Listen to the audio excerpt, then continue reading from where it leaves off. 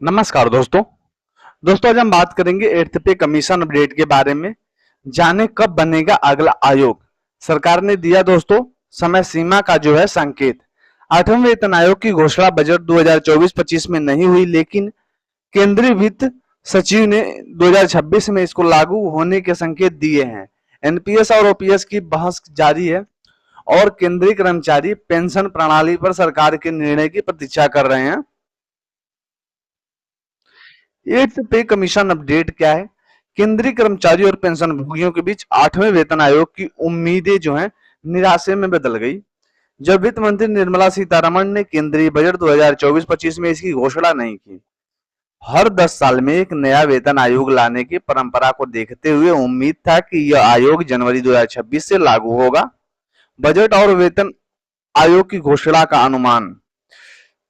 23 जुलाई को संसद में प्रस्तुत केंद्रीय बजट 2024-25 के संदर्भ में विभिन्न मीडिया रिपोर्ट्स में 8वें वेतन आयोग के गठन की संभावना जताई गई थी। इसके अलावा ऐसा भी आशंका था कि सरकार नई पेंशन प्रणाली एनपीएस के तहत अंतिम वेतन का जो 50% पेंशन के रूप में निर्धारण कर सकती है, जो कि एनपीएस को समाप्त करने और पुरानी पेंशन योजना ओपीएस को पुनः स्थापित करने की मांग का हिस्सा हो सकता है। फिर भी इन दोनों मोर्चों पर कोई प्रगति नहीं हुई। वित्त सचिव की टिप्पणी क्या है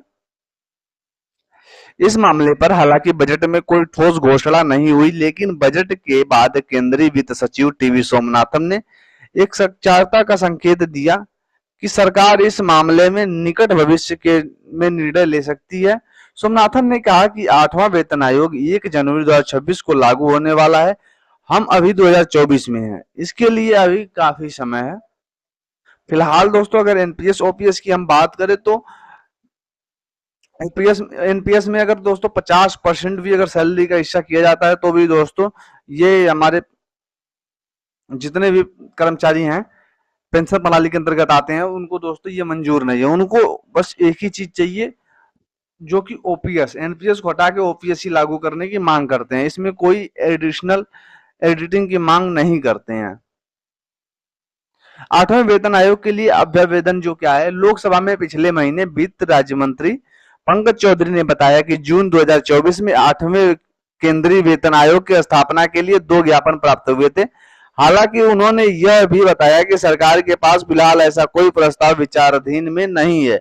एनपीएस और ओपीएस की चर्चा जो है 2024 में लागू की गई नई पेंशन प्रणाली एनपीएस ने पुरानी पेंशन योजना ओपीएस की जगह ली। तब से कई राज्यों ने ओपीएस को बहाल कर दिया और अधिक से अधिक कर्मचारी इसकी बहाली की मांग कर रहे हैं। ओपीएस के तहत सेवानिवृत्ति के बाद कर्मचारियों को उनके अंतिम वेतन का 50% पेंशन के रूप में मिलता है, जबकि एनपीएस में योगदान आधारित योजना होती है। हालांकि बजट 2024-25 में 8वें वेतन आयोग की घोषणा नहीं की गई, लेकिन केंद्रीय वित्त सचिव के बयान ने कर्मचारियों और पेंशन भोगियों में उम्मीद बनाए रखी है। एनपीएस और ओपीएस की बहस जारी है और देखना होगा कि सरकार भविष्य में इस पर क्या निर्णय लेती है। फिलहाल केंद्रीय कर्मचारी और पेंशन भोगी 2026 में 8वें वेतन आयोग को लागू करने की दोस्तों उम्मीद लगाए बैठे हैं। और ओपीएस एनपीएस में दोस्तों मैं साफ कर देना चाहता हूं कि केंद्रीय कर्मचारियों की बस एक ही मांग है।